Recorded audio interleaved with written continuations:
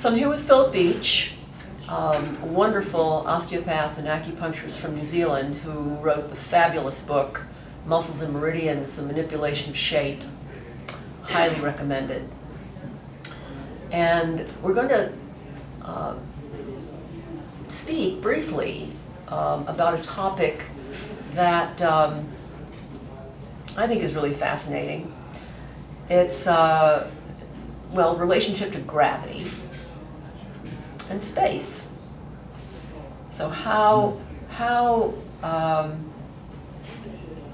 in many ways, like in yoga, we think of the bandhas or domes of uplift. In martial arts, they were sometimes called diaphragms. How does how do the portals of the hands and the feet, armpits, pelvic floor, diaphragm, cranial base. So it's, how does I'd love to just hear you kind of expand or expound on the ways that you would look at internal lift and the portals of the hands and feet to the whole body. I'll talk a little bit about the internal lift. I tend to see things in terms of dualities. You can't have a lift without a depression. One thing needs the other. If you wanted to work on lift, particularly in a gravitational field, the best exercises you can possibly do, I think, are the floor to standing transition. And to get up, we are a bipedal species. What marks us out as an animal more was our standing up. And so standing up is something that is crucial to the way your system works. And when you don't have good lift from the floor, in that physical sense, standing up, I would suggest to you it's very hard to acquire it any other way. Right. I don't think you'll acquire it lying down. Lifting is lifting, and lifting for a bipedal animal is standing up. So in my own life, by spending a lot of time on the floor and getting up and down from the floor all day, every day, it naturally keeps that lift going. In regards to hands and feet, in the contractile field model, I model the limbs as coming in and amplifying your ability to twist.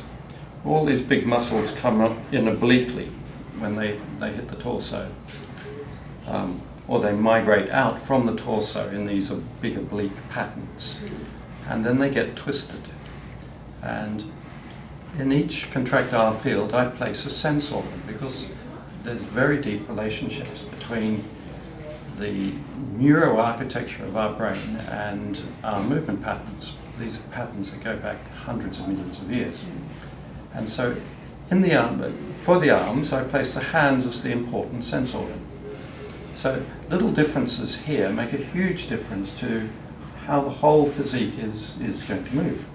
In the martial arts, these handholds are very, very important. So, that's one sense. If I keep all this the same and do that, it's a completely different thing. I haven't changed anything through there, but that Changes the level of engagement. Yes, and it starts to activate or prime patterns in my brain that go right through my physique. Well, this is one thing. I could just change that, and now that's quite different. And the martial arts, they're so particular about getting these angles right, because that might be strong. This now I'm starting to break my pattern. Although, so small changes at the end are very important. So I think we need to pay particular attention to the use of the hands and the feet in our exercise patterns. So Phil, I'd love you to, because you're such a great demonstration of the work that you're teaching, if you would show floor to standing and what you mean by coming out of your whole foot to stand up. Okay. And then just show people how supple your feet are. It's quite remarkable. Because getting up and down from the floor is such an important movement sequence, I've developed a series of exercises that I call the erectorcises. It's all about erecting yourself from the floor. And these exercises can be done very simply. So you can show them to old people using props, or the infirm. You can show them how to try and get up and down carefully. Or you can ramp these up and make them quite athletic. Start to put weights on people and get them up and down from the floor repeatedly. The basic patterns are, let's come from here. If you're sitting this style, the basic pattern is to come up on your toes. And once you're comfortable like this, then you want to work on bringing a foot straight through and pushing with the back toes, and you stand up to come forwards in life. You don't stand up to come backwards in life. So generally, I show people they need to work on this particular sequence from the knees to the feet, from the knees to the feet, and then they want to work on getting that knee cleanly through, not doing these big movements, but bring the foot straight through, pushing with the back toes, and you want that back foot lined up. You don't want it, so now the force is being dissipated. If I turn it out that way, that's not what I want. So I try and keep that foot square and push, consciously push with those toes, push with that knee, and stand up.